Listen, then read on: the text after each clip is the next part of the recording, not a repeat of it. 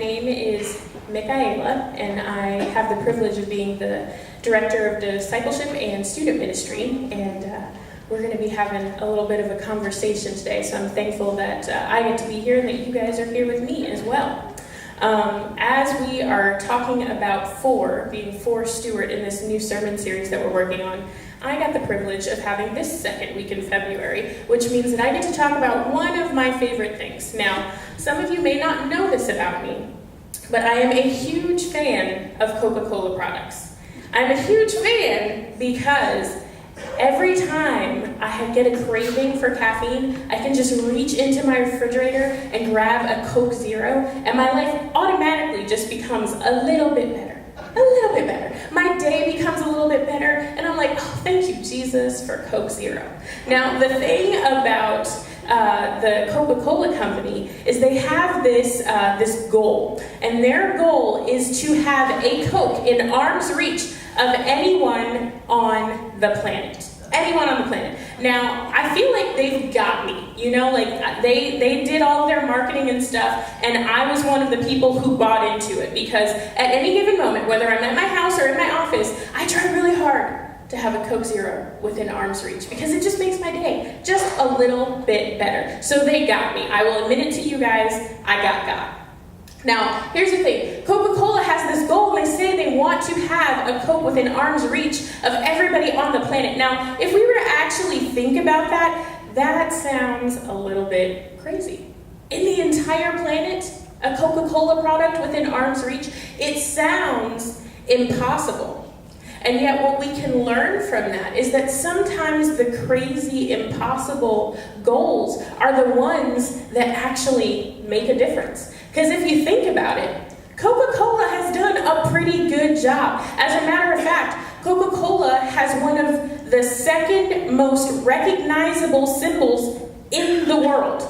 So you put up the Coca-Cola sign and people are like, oh yeah, that's Coke. Oh yeah, I get it. I know what that is. And so they've done something right. As impossible and as crazy as their goal really is, they're actually doing something right. Now, what we can understand is that there's also another symbol that is more recognizable than the Coca-Cola symbol. And that symbol is the symbol of the cross. And that's a really cool thing, because the symbol of the cross, that's something that we as people, as a culture, we wear around our necks and we wear on our wrists and all that kind of stuff, and we use it to decorate ourselves. But the reason behind us using that is because the cross means something. It has this value behind it because it symbolizes the sacrifice that Jesus made on the cross all those years ago for us, for all of humanity. And so when you compare the idea of the symbol of the cross to the symbol of Coca-Cola and how recognizable they are, it puts into our minds that we as Christians, we as people of the church, we still have work to do. And it's not just in the world, like Coca-Cola says. They want to have a Coke within arm's reach of everybody on the planet. It means that we have work to do in the here and in the now and in our communities. Because in our communities, there are people who do not know, nor do they understand what the actual meaning behind the symbol of the cross is. Now, Coca-Cola as a company, they would never say, you know what, we've reached the pinnacle. We've reached enough people. We'll always be successful. We can live off the profits. We'll be fine. We don't need to market anymore. We don't need to reach people anymore. It would be absolutely insane for Coca-Cola Company to say that. And so they never do. They're constantly redefining what they do and constantly marketing so that people will recognize that symbol and try to have one within arm's reach. So here's what I want us to understand today, is that we must never, as a church, let Coca-Cola Company outshine us, those who represent the symbol behind the cross. So let it never be said of us, the church, that Coca-Cola tries harder to get their message out than we do the message of the cross. And so what we have to remember is, in order to do that, we have to focus not on success in the church, It means that we have to focus on the potential to reach more people as the church. So in the church, a lot of times we get confused or we get wrapped up in this idea that true success for the church means we've got thousands and thousands of people on the membership roster, or we've got hundreds and hundreds of people in attendance here in the church. But that is not what true success is. Because true success is living in the tension of what our actual potential is. True success means that we are actually trying to reach more people. And so today, as we talk about and we talk about moving forward, we're going to figure out how we can move forward in that potential. Now, last week, Pastor Jeff opened up this sermon series, and he talked to us about what being for Stuart meant. Now, let me remind you that being for Stuart doesn't mean that we as a church are not for Palm City or Jensen or Port St. Lucie, because that's not what we're trying to do. We're not trying to be for one and not the other. But what we are trying to do is take up the responsibility that we have, because we are First United Methodist Church of Stuart. And so we could say that yes, we are for the entire world, and we are. But if we actually focus in on our community, the community that Christ has given us to shepherd and to shine a light to, then imagine that as we shine that light in Stuart, how it will reach the other communities. So that's why we say for Stuart, because you've chosen to make this the place where you've come to worship today. And so we are going to be for this community, and in doing that, we will reach others. So we're going to accept that responsibility and live in that. Now, when we have that mindset of reaching the surrounding areas, we are living out the idea that for God so loved the world that he gave. For God so loved the world. That's what we as Christians, as believers, are trying to do. And the way that we can do that today is to find common ground. Now, there's a problem that we have in this day and age. And that problem is that there are people who are not here with us today. And the reason that people aren't here and they're not involved in the church is because they have said no to church. They've said no to God. And they've said no to the things that we believe. And so what that means is we have a responsibility as the church to respond to the people who have said no. And we have to have a certain mindset. That means we're not focusing on any one specific event that the church is going to do, because we're going to have events. That's what we do. But it's going to be about the way of thinking and the way of behaving that's going to be the way that we respond and showing people that we are truly for them. So when people say no to the church and no to God and no to the things that we believe, our response is to say yes to them. We're going to look in Luke chapter 19. We're going to read verses 1 through 10. So if you want to follow along in your pew Bible, you're more than welcome to. It's going to be up on the screen. And this is a story that you're going to be very familiar with. It says this: Jesus entered Jericho and was passing through. A man was there by the name of Zacchaeus. He was a chief tax collector and was wealthy. He wanted to see who Jesus was, but because he was so short, he could not see over the crowd. I gotta tell you, I can relate to that a little bit. That's why I'm wearing my heels today. So he wanted to see Jesus, but because he was too short, he could not see over the crowd. So he ran ahead and climbed a sycamore fig tree to see him, since Jesus was coming that way. When Jesus reached the spot, he looked up and said to him, "Zacchaeus, come down immediately. I must stay at your house today." So he came down at once and welcomed him gladly. All the people saw this and began to mutter, "He is gone to be the guest of a sinner." But Zacchaeus stood up and said to the Lord, "Look, Lord, here and now I give half of my possessions to the poor, and if I have cheated anybody out of anything, I will pay back 4 times the amount." Jesus said to him, "Today salvation has come to this house, because this man too is a son of Abraham. For the Son of Man came to seek and to save the lost." To seek and to save the lost. That's what Jesus was all about. The Son of Man came to seek and save the lost. Now the lost, who are the lost? The lost are the people who are far from God. Lost are the people who've said no to the church. Now, perhaps they've said no to the church because they've been hurt by the church. Somebody in the church hurt them. Maybe they've said no to the church simply because nobody's actually asked them to say yes. They haven't even had the opportunity. So it's not even on their radar. And maybe they're part of the part of the community that feels like the church has said no to them already. And so their response is no. They feel as if the church has no love for them, that there is no place here for them. Now, because of the fact that people have said no to the church, that means that there is action required on our part. And one of the things that we have to do as a community of believers is we have to get rid of insider thinking. Now, insider thinking is this tendency that we as a church, and often other places as well, but we have this tendency to think just about ourselves, to think internally. Now, if we were to look back at the Coca-Cola company, it would be like this. It would be as if Coca-Cola said, you know what? Let's just focus on the customers we've already got.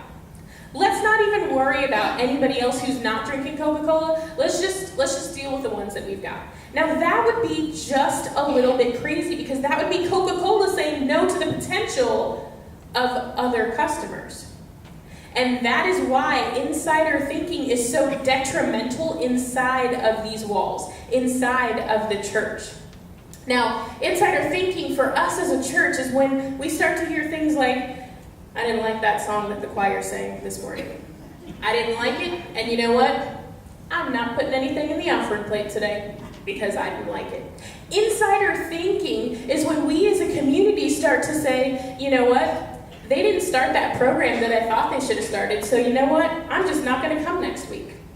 Or I'm not going to do this or that because of the things that are happening in the church. And we start to just focus so much on the inside people and pleasing the people who are in the pews. Now here's the thing. The people who are already in the pews most likely, not always, but most likely are already familiar with the love and grace of Jesus Christ. So here's the thing. We start talking about all this insider thinking, and we start trying to please the people in the pews, but let me tell you something, they already know Jesus. But the people who are outside of those walls, they are the lost ones. They don't know the love and the grace of Jesus Christ. And so we as a church, as a whole, we have this mentality where we start trying to tailor the things in the church to us, the ones who are already here. We get comfortable and we start choosing not to care about the people who are outside. Now, I understand that this is something that happens in the church, and it's not just our church, it's the church universal. We are people who just sometimes get a little bit selfish, and it happens. It's okay, because we can make a change. Now, here's the thing. When I started working with students in the student ministry, I noticed that there was a tendency to have a little bit of that insider thinking. Well, you guys don't sing the songs that I like, so I don't want to come to youth. Well, you guys don't play the games that I like to play, so I'm just not going to come to youth. And so I started to hear all that thinking, and I was like, oh man, this is toxic. This is going to mess with the ministry that we're able to do. And so I started having meetings with the parents, and I was like, listen, I love being here and being a minister here. But here's the thing. As much as I love Starbucks, I am not you or your child's barista. I am not here to mix up the perfect caffeinated cocktail for you guys to enjoy in church. That is not what I am here to do. But I'll tell you what. We can all put on an apron and get to work together, because that's what the church is supposed to do. So, in those first couple of months when I was in student ministry, I would just be like, hey, not your barista, but we can get to work together. What are we going to do? How are we going to come together? How are we going to do this? And that's what we have to remember. Jeff Henderson, a senior pastor from Gwinnett Church in Atlanta, he says this: the best kind of church for you to attend isn't one that caters to you, but instead invites you into the mission of focusing on those who are far from God. This is the mission of Jesus, seeking and saving the lost. So the question for us is this: how do we say yes to the people who have said no? The people who have said no to the church and no to Christ. How do we get rid of that insider thinking and put on our aprons and get to work? The answer is this: we find common ground with somebody who is different. Let's look back at Jesus' example. When we were reading in Luke 19, Jesus sought Zacchaeus out. He stopped and he looked up to exactly where he was. And then Jesus invited himself into Zacchaeus' life. He said, Zacchaeus, listen, you got to come down from that tree because I'm coming over tonight. We're having dinner. He invited himself into Zacchaeus' life. And Jesus didn't care about the self-righteous judgment that was coming from the people in the crowd. He's going to have dinner with a sinner. Oh my goodness. He's going over to the house of a sinner. Jesus didn't care about that, because here's what happened. Ministry mattered more to Jesus than the comments of the people who were in the crowd. And so for Jesus, he built that common ground by seeing Zacchaeus, by going to where Zacchaeus was. He did life with Zacchaeus. He was living with him amongst his friends, amongst his people, in his home. And that was how Jesus built common ground. He shared a meal. Now, I don't know about you, but I love sharing meals with people. I'm all about that. Sign me up for building common ground if it means we can share a meal together. That's the example that Jesus gave to us. Now, in reality, this could look any number of different ways. Because for me, finding common ground has been a little bit of a different journey. Now, I am an introvert, and so I like my quiet time. I like my time when I can just sit and read. And one of my favorite times is when I go to the hairdresser. Now listen, ladies, you'll understand this, because sometimes you're at the hairdresser for the better half of the day, okay? And guys, you know that. Your lady will go out and she won't come back for hours. You have no idea what's going on, but you better remember to compliment her when she gets home, okay? Now, here's the thing. For me, I love that time. I sit down in the chair, I get my hair washed, and then for hours, I could just have silence. Unless, for some reason, I have a hairdresser that likes to talk. And I have to tell you, those are the moments when I have to get stretched a little bit, because I'm like, oh, you know what?